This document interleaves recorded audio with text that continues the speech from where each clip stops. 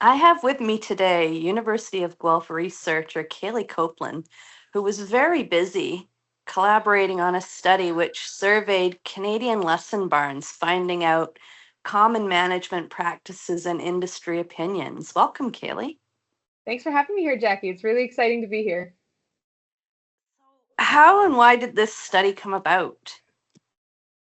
Well, there's a personal aspect to this being that lesson horses have a very near and dear place to my heart. So, like a lot of horse people, I didn't grow up in a horsey family. I didn't have horses growing up. So, it was having access to lesson horses that got me on the career path I'm on now. There's so many lesson horses I have to thank for getting me to where I am. But as I kind of got further in my career of researching equine welfare, I realized how many unique challenges these lesson horses are really facing. It's a different life than a show horse, than a pleasure horse, than any other type of horse we have in this industry. Uh, and so overall, we have some research on lesson horses that shows really a lot of challenges for them. Past research shows they have higher levels of equipment related wounds, stereotypic behavior, withdrawn, depressed like postures, vertebral issues. They even have higher levels of injury claims being made to insurance companies than any other type of horse. And they have more aggression towards humans as well, and just abnormal behavior. So we know that these horses are struggling, and we haven't really identified a clear reason why.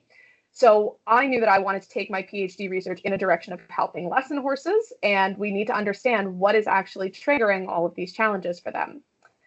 The reality is that management outside of riding time makes up 22, 23 hours of the horse's day. So it seemed pretty natural to start there. The other bit of this that really interested us is that the Canadian lesson facility or the Canadian lesson industry is a bit of an enigma as well, because Canadian lesson facilities, like all other facilities in Canada, aren't required to register with any sort of governing body. So we have very little oversight. We have very little understanding of what the industry really looks like outside of our own local bubbles that we're all familiar with. So, in addition to understanding the challenges of lesson horses overall, this study helps us understand how Canadian lesson horses are managed, areas for growth and improvement in the industry, and areas where the industry is doing really well already. And it just kind of gives us a sense of how we can tackle this understudied demographic. So, how did the respondents do? I mean, if we were to compare replies to the equine care guidelines in Canada's Code of Practice. So it was interesting. We actually found some fairly good news throughout this study where we looked at the housing and turnout, the nutrition, the veterinary and farrier care of these horses. A vast majority of our respondents have their lesson horses living outside in groups with friends or getting long turnout hours. They saw the farrier and had their teeth done regularly on a schedule that, is generally recommended. Beyond that, we also saw a lot of facilities providing their horses with kind of what we would think of as maybe above and beyond care. So these horses were getting dietary supplements and what we call complementary and alternative veterinary medicine. So these are procedures like massage, laser therapy, even falling under the umbrella of things like Reiki. And there's scientific evidences to support different complementary alternative veterinary medicine practices vary. But regardless of which practices they're using, the fact that they are seeking out this treatment for their horses speaks to a pretty high level of concern for the horse's comfort from the owners. They're actively taking strides to try and improve their lesson horse's comfort, and they're acknowledging that these animals need support to do their jobs. So overall, the management findings were pretty positive. Canadian lesson horses seem to be having a good, other 23 hours of their day for the most part. Were there any surprises in the open-ended questions in the survey? Definitely. So the open-ended questions were an optional segment at the end of the survey where we just asked lesson facility owners to tell us a little bit about some potential challenges that they were having managing the welfare of their horses and their kind of opinion on the industry overall.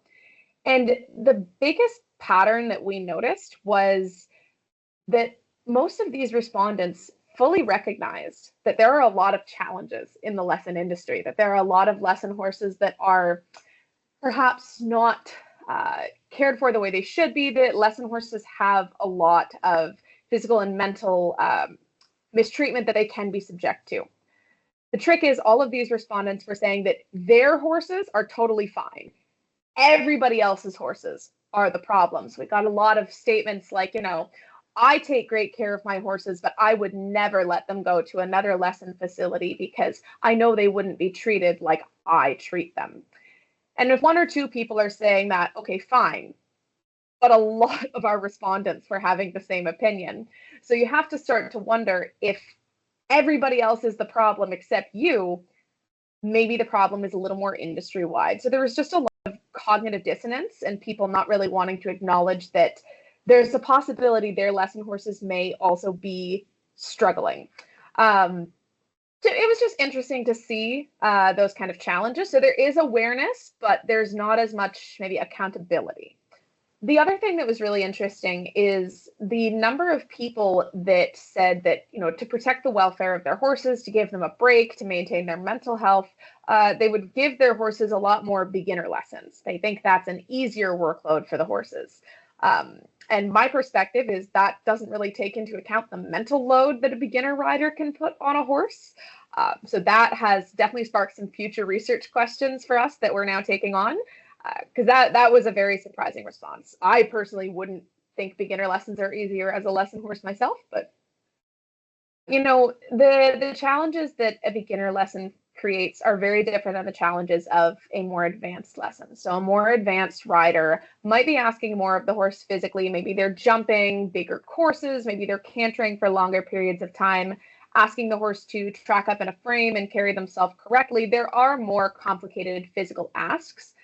But the flip side of that is that advanced rider is more balanced. They have better body control. They have better understanding of riding cues. They hopefully have a better understanding of learning theory, concepts of pressure and release and reinforcement and reward, versus beginner riders have almost none of it. So physically, maybe the horse isn't doing too much work, but they have an unbalanced rider who doesn't have good body control, is probably giving them all sorts of cues that the horse just has to ignore, even when they're trained cues to go forward or stop. This is how we get lesson horses that are hard-sided or hard-mouthed, is they've learned to just ignore whatever the kid is doing up on their back. Beginners also probably have more fear and less emotional control in a lesson environment, and that can be really stressful for the horses to have to navigate all the time. So I think there are a lot of mental challenges of interacting with beginner riders that maybe the coaches aren't fully identifying. And I think it's also, they view it as a break, because when horses get older physically and they can't do the advanced job anymore, yes, physically the beginner lessons are a break. But so I think we've started viewing them as that kind of opportunity for all of our horses. And I think it's more individual than that. So we actually have another study coming down the pipeline where we look at the effects of beginner versus advanced riders on lesson horses, because we had so many people saying that beginner lessons were their way of giving their horses an easier, lighter, less stressful workload. Several respondents described the challenge of balancing horse welfare with client demands. What were some of the described challenges? Yeah, this came up a lot in our open-ended questions, and I would say what we've learned from that is it's much easier said than done. So there are some things that people did where they, to protect the welfare of their horses, like I said, they will give them beginner lessons, or they will put jump limits on the horses, either the number of times in a week or a month they might jump, or jump height limits for the horses. So limiting their horses at, 2-3, 2-6 fences. Some barns reported doing flat specific weeks. But the biggest challenge was, again, clients not really understanding why these things are done to protect the welfare of the horses and why it matters. So a lot of facility owners are reporting the thing they have to do the most is honestly just be prepared to stand up to their clients in order to safeguard their horses. So if a client doesn't understand why a lesson owner won't make one of their horses do a second lesson in a row just because the normal horse that kid rides is lame, they have to be prepared to lose that client. They have to be prepared for the client to possibly not understand. I think in our world today, and particularly in the lesson industry, there's a lot of demand for instant gratification without understanding the horsemanship that comes from it. And so, yeah, a lot of people really, just a lack of client understanding is what they are navigating. What a lot of barn owners also reported is that some of them are taking second jobs to cover their costs instead, because in running a more welfare-friendly facility, a facility that tells clients, I'm sorry, I'm not going to bow to your demands if it's going to risk the well-being of my horses, instead of worrying about keeping as many clients as they need to cover their costs, some of these people are taking second jobs or side hustles, or sometimes the lesson facility is already their second job, and that makes their life a little bit easier related to costs. In the study, it was a recurring theme that forced tough decisions was these financial pressures. Yeah, I would actually argue it's probably the biggest issue facing the lesson industry today. When we asked our respondents what they felt the biggest barrier was to identify or to maintaining their lesson horses' welfare, my favorite response was a person who just wrote in the response box in all caps, funds. It was concise, it was to the point, and it really got the message across. And when we talk about the financial plight of the lesson industry and barn owners right now, I think we have to go into it with a lot of compassion and a lot of understanding. Because according to the Equestrian Canada industry reports, between 2010 and 2023, our average annual cost of horsekeeping in Canada has gone up 466%. Now, that is before inflation, but at the same time, the average annual pre-tax income of Canadians before inflation has risen 15%. So we're at 466 and 15%. These are not comparable, sustainable numbers. So what's happening is we have facility owners that are making less. Their clients are making less, so they're less able to pay. Meanwhile, the horses are costing the facility owners more and more and more. So what's happening is we have a lot of facility owners here who've done this for a very long time. And maybe 10, 15 years ago, they had a profitable business model. They had one that worked. It kept the lights on. It kept the hay bill paid. But they don't have that anymore, and they still have their horses that they need to take care of. So they're in a pretty awful situation right now, and there's not really a good way for them to navigate it. Only 12% of our respondents said they felt that the Canadian lesson industry was financially sustainable at all. Another 47% said it was somewhat sustainable, and 41% thought it was not sustainable. So nearly half our industry is really concerned about the financial future. And even 10 years ago, we had studies where boarding and lesson stable owners felt that the financial pressures were going to keep increasing without necessary pay increases. So these skyrocketing costs and their clients not having income increase with them has caused a lot of unique challenges for how these people now have to run their businesses. Specific influence on the horses. People were saying that they're not able to retire their horses as early or frankly as often as they would like to, because either they can't afford to pay for that horse if that horse is no longer making money. They can't afford to buy that horse's replacement when, a good lesson horse now can cost up to $10,000, where previously that was not the case. So these horses then aren't able to retire, or their horses have to take on more riding lessons and more work and responsibility than they previously had. Veterinary care prices are going up and up. The cost for things like supportive supplements and massage and all those different treatments we were talking about, those are higher. The cost for new saddles and saddle fitting is up. The cost for farriery is up. So these horses have to work more and more to make ends meet. But then what's happening is as these horses work more and more, they break down faster, higher rates of injury, they have to see the vet more often, that costs more, and it just creates this vicious cycle. So we had a couple of the facility owners talking about how they recognize that what they really need to be doing at this point is raising their prices. The trouble is they're worried about pricing their clients entirely out of the market or losing their clients because they're going to go to somebody who's still offering the same service for less. The reality is that most lesson facilities are probably not running, big fancy barns with chandeliers hanging from the front doors, the same way we think about a really expensive A-circuit competitive barn. And they feel there's only so much that they can charge for the, less fancy but very necessary, important service that they're providing before their client just leaves them and goes to chase down something else. If they're keeping their horses going longer, what were the results on the use of pain medications and maybe ulcer medications?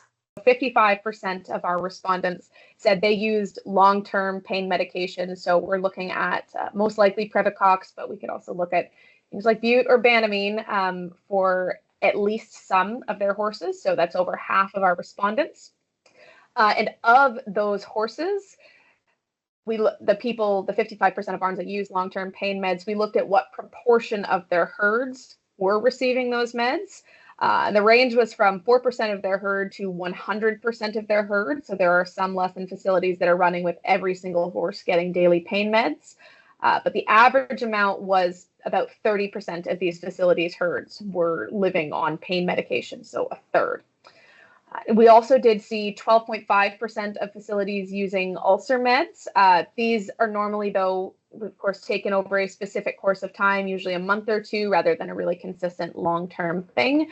But I think it's interesting to see how many horses are receiving these medications, because it can really speak to the risks of the job and what it can subject the horses to. We have studies that, like I said, have seen higher levels of vertebral issues, for example, in lesson horses, caused by a number of factors, of course. The other consideration is that a lot of lesson horses are usually older. They may already have physical concerns coming into the job. They may be show horses stepping down. So there's lots of reasons that these medications might be used by facility owners. Now, there is something to be said for the fact that using these drugs does mean that they are concerned about their horse's comfort. They don't want the horses to be going around stiff or lame or feeling pain day to day. But there's also the ethical question that this raises of, if all of your horses need daily Previcox to function, is it really ethical to continue asking these horses to work? Particularly if the things that are causing them pain, the conditions might be degenerative and might be exacerbated by more work, even if the horse isn't feeling it at the time. Of course, there's the risk that the pain gets to the level that a daily medication isn't going to cut it anymore. But like I said, the financial aspect means a lot of barns, frankly, just can't afford to have horses that are out of the job lame. Because what also happens is, if one horse goes off the job because they need straw rest or they're getting sour, they have a break, another horse needs to step in and fill that gap left by the first horse. Maybe that horse is then doing double the amount of lessons or a couple extra a week. That extra load on that horse's body means that horse might come off lame as well. Then you have a third horse who needs to step in. You're seeing more gaps and more gaps. So the ability for one lesson horse to be comfortable kind of depends on the sustainability of the herd, as well as, of course, the business decisions of the owners. So I just think the fact that so many of these facilities are using these medications, perhaps rather than being able to address the comfort of their horses in a more sustainable long-term way, is speaking to the financial situation of the industry. So anyways, that was a particularly interesting finding to see. And of course, there's also something we said for the long-term use of pain medication and its risk of causing ulcers and digestive issues as well. But I'm not a veterinarian, so I'm not going to speak too extensively on that topic. What were some of the findings relating to equine nutrition management? The nutrition findings were pretty interesting, and the fact that so many facilities had used a nutritionist was still really exciting. I should specify that the number of the types of professionals that we were asking about, when we talk about others on the list, we're talking about things like veterinarians and farriers, which to most horse people should be a non-negotiable, versus a lot of them, I think, still view nutritionists as more of a nice to have. But what was really neat to see is that we had 30% of our facilities that had used a nutritionist at least once a year. They have a consult. And another 5% had used one at least once. So we got 35% who've engaged with a nutritionist before. And another 51% said they were absolutely willing to do so if they saw a need for it in their herd. So we've got about 86% of the industry that is looking upon nutritionists very favorably.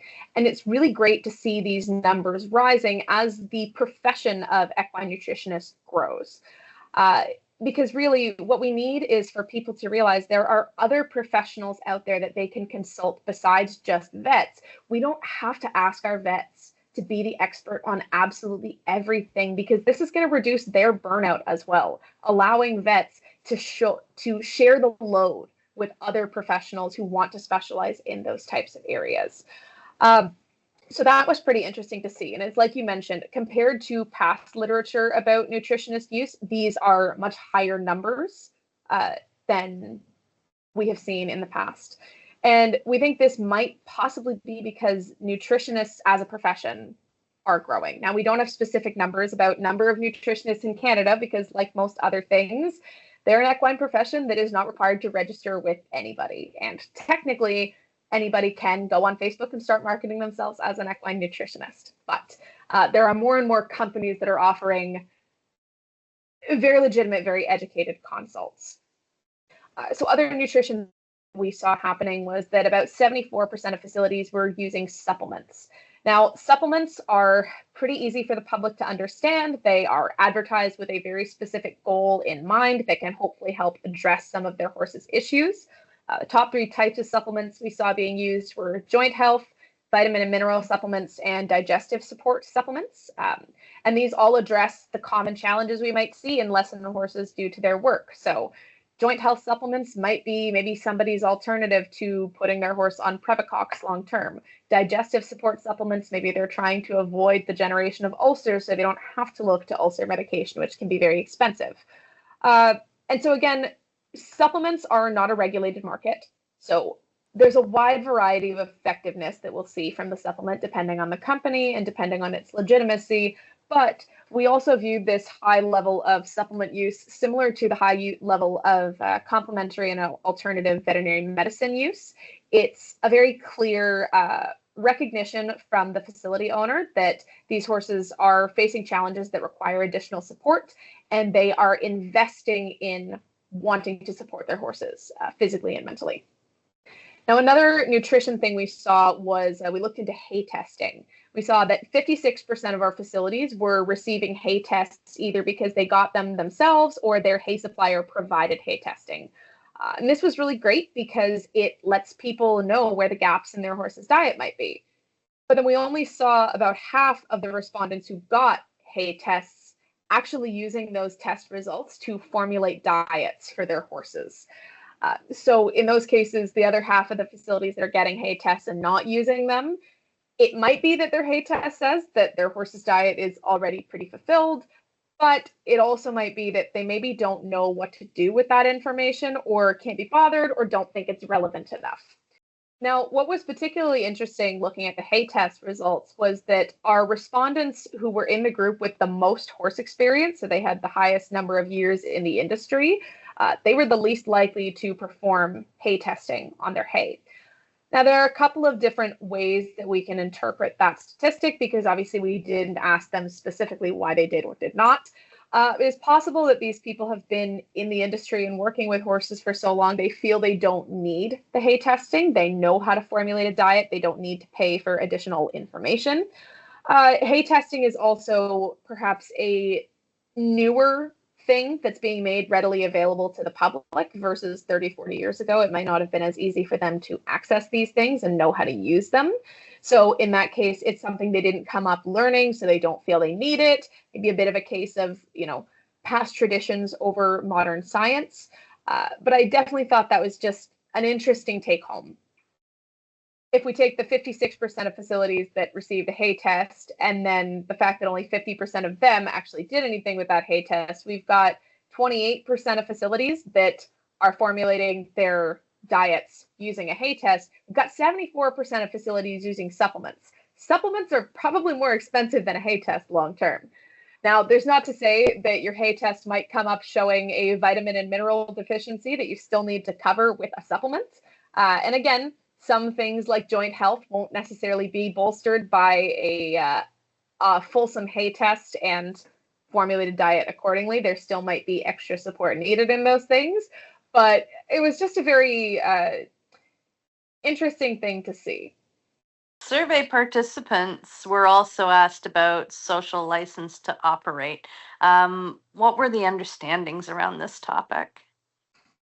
They were surprisingly fairly low. So I think in the world of equine research, we talk about social license to operate all the time, right? And it's this concept of public acceptance of horse industry practices and what we do. And the idea that if we lose social license to operate, we lose that public acceptance of what we do, we could lose access to our horses, the sport, the entire industry. It's what we saw happen with pentathlon a couple of years ago after the scandal at the Tokyo Olympics. But despite the fact that it feels like in a lot of levels of the horse industry, SLO is such a hot topic that we're hearing about all the time, only 25% of our respondents were actually familiar with the term. Now, of that 25%, 48% felt like social license to operate should be a significant concern for the lesson industry. Another 36% felt it should be somewhat of a concern. So the people who knew about it were aware that it was, at least to them, somewhat relevant.